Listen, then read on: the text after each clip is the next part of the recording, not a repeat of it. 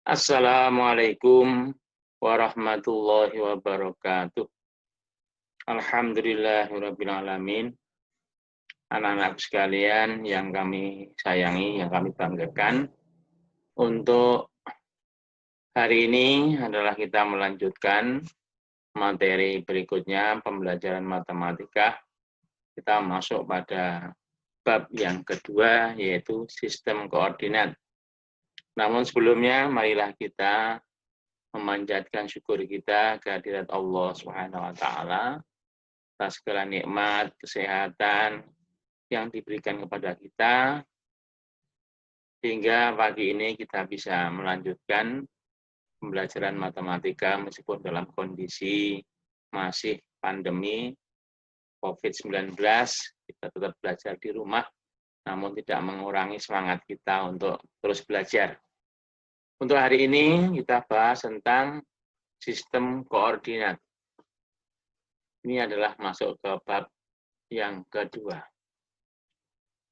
Pada sistem koordinat, kita akan memahami terlebih dahulu yaitu posisi titik terhadap sumbu X dan sumbu Y. Mungkin dulu waktu di SD pernah belajar tentang koordinat kartesius. Apa itu koordinat kartesius? Yaitu sebuah teori yang telah diketemukan oleh seorang ahli matematika pada zaman dulu sebelum Masehi, yaitu namanya René Descartes, sehingga temuannya menjadi kartesius, menjadi terkenal koordinat kartesius. Koordinat kartesius adalah terbentuk dari dua sumbu atau garis, yaitu garis vertikal disebut dengan sumbu Z yang ke atas itu, dan garis horizontal ya, yang disebut dengan sumbu X. Ya. Yang ke atas bernilai positif, yang ke bawah bernilai negatif, yang ke kanan bernilai positif, dan yang ke kiri bernilai negatif. Sekarang kita akan membahas tentang posisi titik terhadap sumbu X dan sumbu Y. Di sini ada contoh, yaitu tentang adanya 4 titik. Yang pertama adalah titik A, ini titik A. Titik A, kemudian ada titik B, kemudian ada titik C, yang terakhir adalah titik D. Ada 4 titik pada koordinat kartesius ini. Nah, titik-titik ini ya ada yang bernilai positif, tadi saya katakan, diingat dulu sebelum kita lanjutkan, bahwa yang ke kanan itu bernilai positif, yang ke kiri sumbu X itu bernilai negatif, kemudian yang ke atas ini bernilai positif, dan yang ke bawah bernilai negatif. Ini kunci. Jangan sampai nanti ini belum dipahami. Ini kunci dipahami dulu tentang nilai positif dan negatif ini. Ya. Kemudian ini ada titik A. Titik A ini adalah nilainya 2. Yaitu 2 kotak. 1, 2. Ini ada 2. Kemudian yang Y itu adalah 1, 2, 3, 4, 5, 6. Ada 6. Nah, maka nilainya 6. Nah, titik A koordinatnya adalah 2,6. X ditulis lebih dahulu, kemudian diikuti Y. Ya. X ini adalah 2 namanya absis, kemudian yang 6 itu namanya ordinat. Semuanya disebut koordinat. Nah, ini sumbu X, nah, ini sumbu Y. Ini ada yang katakan.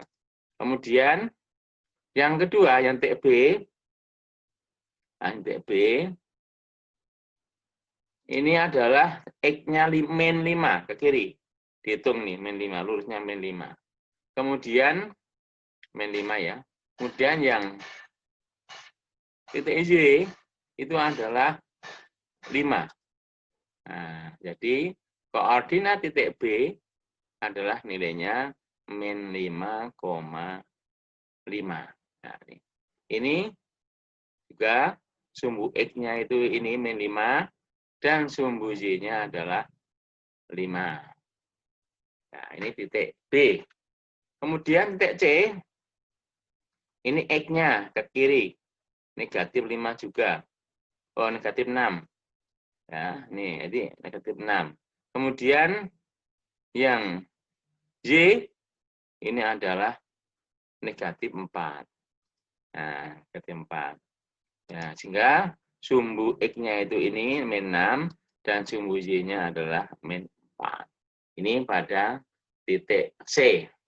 Kemudian titik D ini adalah, nah ini yang X-nya adalah 3 ke kanan, positif. Kemudian Y-nya adalah ke bawah, adalah min 5.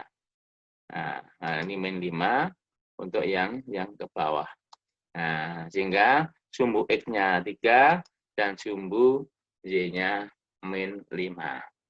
Ya, ini adalah untuk pengenalan posisi titik pada sumbu X dan sumbu Y. Ya, anak tolong dipahami dulu, nek mencari titik seperti ini. Yang ke kanan adalah sumbu X, yang ke atas sumbu Y, yang ke kiri adalah sumbu X, yang ke bawah adalah sumbu Y. Ini ada titik A, B, C, dan D. Tolong untuk dipahami bahwa menentukan letak titik hubungannya dengan sumbu X dan sumbu Y. Baiklah sekalian, ini juga ada titik yang lain, mungkin anak ini diingat lagi bahwa ke kanan bernilai positif, ke kiri bernilai negatif, ke atas bernilai positif, ke bawah bernilai negatif. Nah, ini ada titik lagi. Contoh lagi, ada 4 titik. Ini memahami adanya istilah kuadran. Ya, ada kuadran 1 sampai kuadran 4. Berarti ada kuadran 1, kuadran 2, kuadran 3, dan kuadran 4. Ini ada titik yang letaknya di masing-masing kuadran. Yang pertama titik A. Ini ada titik A ini. Nah, titik A ini adalah kuadran 1. Kuadran 1 itu bernilai positif, positif. Itu 5,7, semuanya positif. Karena letaknya adalah dan kanan dan ke kiri, ke kanan dan ke atas. Maka semuanya bernilai positif. Ya.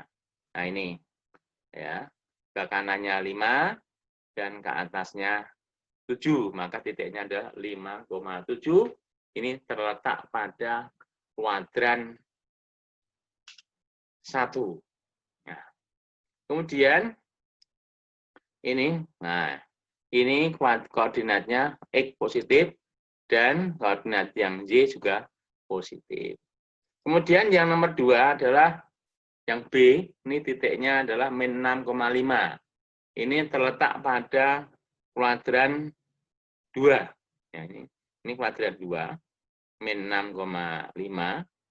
Ya, itu bernilai karena ke kiri itu negatif, itu tadi saya katakan. Ke kiri itu negatif, ke atas itu positif. Maka titiknya adalah negatif, positif, posisi di kuadran 2. Nah, ini titik X-nya itu negatif, itu min 6, dan Y-nya itu bernilai positif, itu nilai 5. Ya, bernilai 5.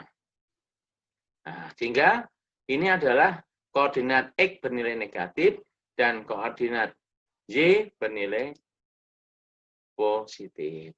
Nah, ini min 6,5 terletak di kuadran 2. Ingat-ingat tuh, terletak di kuadran 2.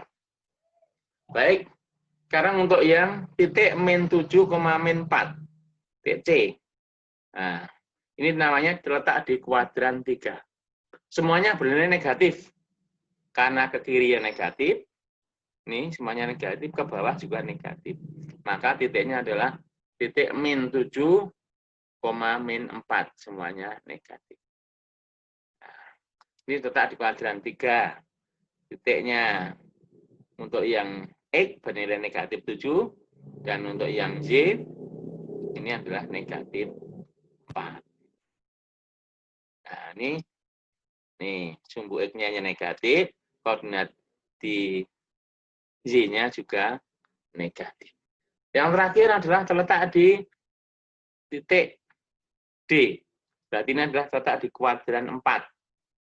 Di kuadran 4. Itu nilainya negatif, positif, negatif. Karena sumbu X-nya positif, sumbu Y-nya negatif. 3 itu positif, min 7 itu adalah negatif. Nah, sehingga diperoleh 3, min 7. Ini sumbu X-nya adalah positif. Ya, sumbu X-nya positif. Nah, ini sumbu Y-nya adalah negatif. Ya. Nah, sekalian, ini adalah pengenalan memahami, yaitu letak titik di kuadran 1, di kuadran 2, dan di kuadran 3 maupun di kuadran 4.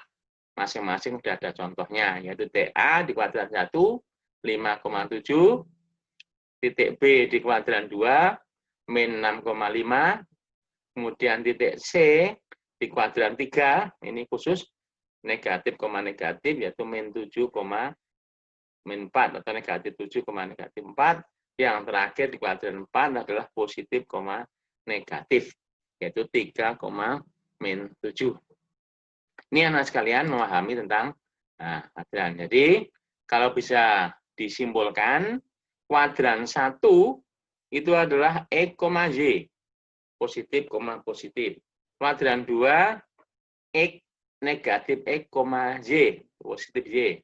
Kemudian kuadran 3 itu adalah negatif X, negatif Y.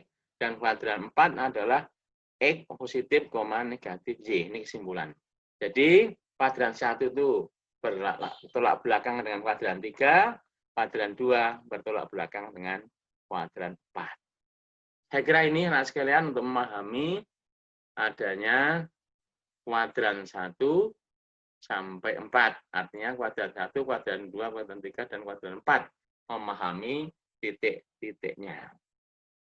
Nah sekalian, kita akan melanjutkan untuk memahami posisi titik terhadap titik asal 0,0. Jadi titik pangkal ini adalah 0,0. Kita pahami dulu. Titik pangkalnya 0,0. Ya. Ini kita pahami. Kemudian, ya ini ada panah di sini. Ini adalah pos utama. Titik utama atau titik pangkal koordinat kartesius. Ya, perpotongan antara sumbu X dan sumbu Y. Ya, itu titik pangkal. Kemudian,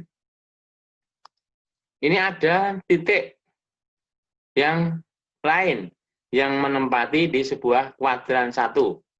Nah, ini ada di pos di kuadran 2. Nah, ini ada terletak di sumbu titik, diletak di sumbu Y. Kemudian ada lagi, nah ini, berapa kok titik ini koordinatnya? Nah, X-nya itu berapa? Ini 2, X-nya. Nah, maka Y-nya 5. Maka titiknya adalah 2,5. Kenapa positif semua? Terletak di kuadran 1. Tadi sudah saya sampaikan bahwa terletak di kuadran 1 itu positif, positif. Kemudian yang kedua, ini yang terletak di pos 2 atau di kuadran, yaitu bedanya, ya, terletak di kuadran 3 itu bertolak belakang dengan kuadran 1. Berarti nanti nilainya adalah negatif, negatif. Nah, itu dilihat negatif 3, negatif 5. Kalau yang di kuadran 1, yaitu adalah 2,5. Kalau dari kuadran 3 adalah negatif, negatif, negatif 3, negatif 5. Kemudian, kita lihat bahwa yang ada terletak di sumbu ini, ada letak di sumbu Y ini. Nah, berapa titiknya itu? Karena X-nya tidak ada pergerakan kanan atau kiri, sehingga titiknya adalah 0 X-nya. Sehingga Y-nya adalah 8. Maka titik yang menempel atau berimpit dengan sumbu Y ini adalah titiknya 0,8.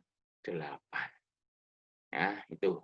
Ini adalah memahami posisi titik terhadap titik pangkal atau titik asal 0,0. Ya. Nah, ini mungkin yang berikutnya adalah memahami posisi titik terhadap titik tertentu A, B. Nah, ini. Nah, misalnya ini ada titik utamanya adalah A, B. Nah, ini titik A-nya adalah X-nya adalah -4, kemudian Y-nya adalah 4 positif. Sehingga titik ini, titik utamanya adalah -4,4, negatif 4,4. Nah, ini ada pos yang lain, itu adalah di kuadran 1. Nah, ini berapa ini? Nah, ini ada pos 1, titiknya adalah di kuadran 1, itu adalah 4,5, positif semuanya. Ya, ini positif semuanya. Ya, berapa titiknya? Titiknya adalah ini titiknya 4,5. Ya, 4,5. Nah, titiknya. Kemudian ini adalah kenapa? Ini menunjukkan 8,1, itu menunjukkan dari pos utama itu bernilai 8. Ya, ini 8 dari pos utama. Jadi memahami posisi titik terhadap pos utama. Ya, kanan-kanannya itu adalah 4, ke kirinya negatif 4, maka jaraknya ini adalah 8. Kemudian jarak dari utama sumbu Y-nya hanya 1 saja. Ini 4 kali 1, maka 8,1. Itu letak, jadi letak posisi dari pos utama atau dari titik A, B. Kemudian kalau yang ini, yang titik pos 2, ini karena 5 tambah 4 itu adalah 9, ini 4 tambah 5 itu 9. Dari sini juga 9, ini 4 tambah 5. Di pos kedua, titik yang kedua dari A, B, pos utama, itu adalah 9, negatif 9. Karena di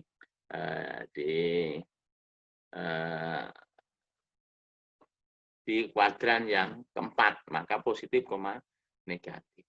Kemudian yang ini, yang melekat di sumbu X terhadap utama, ini 8 tambah 4, 12. Kemudian ini adalah jaraknya dari sumbu untuk yang Y adalah 4, maka itu 12,4. Nah, titiknya sendiri ini adalah 8,0. Titik koordinatnya ini adalah 4,5. Titiknya ini adalah 9,9. Ya. Ini anak sekalian, untuk memahami antara tadi sudah kita sampaikan ya tentang kuadran 1, kuadran 2, kuadran 3, kuadran 4, juga letak titik-titik di dalam koordinat. Kemudian yang terakhir adalah menentukan, ada 4 poin untuk hari ini kita bahas, yaitu hubungannya dengan titik pangkal 0,0 dan hubungannya dengan titik A, B. Mungkin itu untuk hari ini yang bisa saya sampaikan. Untuk yang ini garis sejajar dengan sumbu X dan tegak lurus dengan sumbu Y, kita sampaikan pertemuan yang akan datang. Anak-anak bisa latihan membuka soal-soal kaitannya dengan koordinat kartesius pada LKS yang telah anak-anak dibawa oleh anak-anak semua. Sudah anak